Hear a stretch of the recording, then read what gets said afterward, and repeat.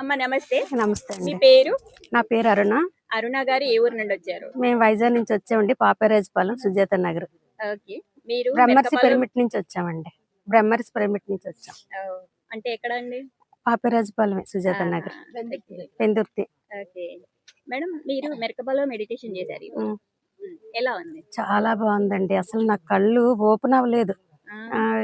ఒక పావు గంట చేశాను నేను. కళ్ళు ఓపెన్ అవ్వలేదు అసలు. బాడీ అంతా కూడా ఏదో తేలిపోయినట్లు అనిపించింది.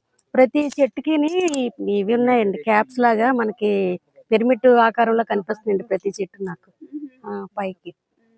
చాలా చాలా బాగుందండి.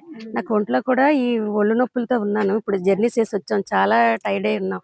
కానీ కూర్చున్న తర్వాత చాలా రిలాక్స్ అయిందండి నాకు. చాలా చాలా చెప్పలేను ఆ అనుభూతి. ఇంకా పావు గంట కూర్చున్నాను. First time.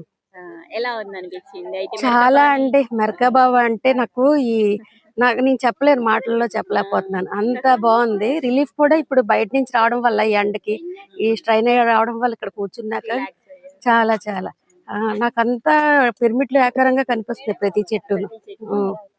ఈ ప్రకృతి మీకు చాలా చాలా థ్యాంక్స్. ఎందుకంటే ఇది ఏర్పాటు చేసి మాకు ఇవన్నీ